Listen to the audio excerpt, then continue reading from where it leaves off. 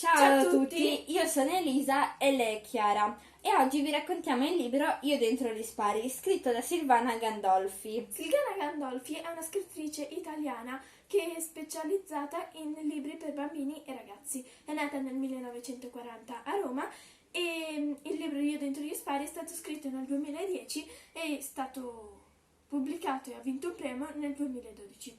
Bene, allora, bando alle ciance, iniziamo con la storia. Santino era un bambino di 5 anni che viveva a Palermo con i suoi genitori e i suoi nonni. Per il suo quinto compleanno andò al porto e vide un ragazzo particolarmente bravo con delle barchette chiamate Optimist e lui voleva guidarle e all'età di 8 anni si disse che gli avrebbe iniziato a provare a guidare. Suo padre frequentava degli amici e lui perché gli davano lavoro e lui andava spesso con lui, però il padre spesso lo lasciava in macchina e c'era un amico che lui conosceva particolarmente bene che era Pasquale Utarucatu. Pasquale gli aveva regalato una trinacria con al centro una vespa. Santino la teneva nella tasca. Gli servivano i soldi per la comunione perché sua madre la doveva fare prima, anche se aveva ancora 7 anni, perché il sacerdote sarebbe potuto mancare a momenti e quindi la madre aveva bisogno di soldi, quindi il padre se li fece prestare da questo amico, però l'amico iniziò a cercare lavoro per restituirglieli, anche il nonno si aggiunse e così iniziarono a uscire spesso e un giorno il padre e il nonno chiesero a Santino di andare con loro. Presero la macchina e si diressero verso la città fantasma, un posto che Santino già conosceva. Vide che nella città fantasma c'era una pecorella, allora si diresse verso la pecorella. A un certo punto sentì due spari, la pecorella scappò e lui si voltò e si avviò verso l'auto e vide che c'erano dietro l'auto Pasquale e un altro signore e poi vide suo padre e suo nonno sanguinanti. Sentì un altro sparo. Pum pum pum! Santino venne colpito alla spalla e però continuò a correre. Si diresse avanti. Sentì un altro sparo. Questa volta venne colpito al ginocchio. Pum pum pum!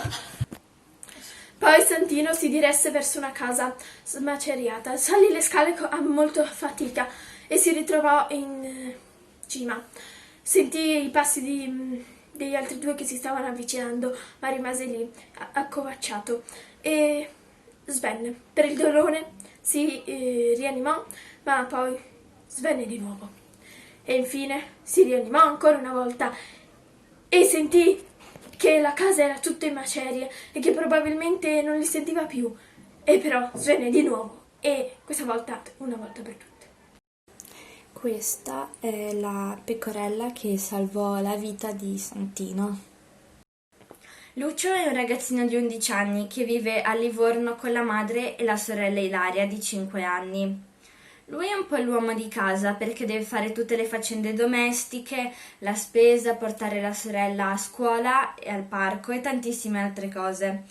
Perché la madre dopo la nascita di Ilaria ha avuto un problema alle gambe e queste gli si sono ingrossate e quindi non riesce più a camminare molto bene. Il padre invece è partito per lavoro in Venezuela. Non ha molti amici, ma il suo migliore amico è il cacciatore, a cui lui durante l'anno scrive delle lettere e l'estate poi gliele spedisce. È un campione con l'Optimist, che è una barca, però la madre gli concede usarla solo l'estate. La sorella compie gli anni in estate, poco prima dell'inizio degli allenamenti.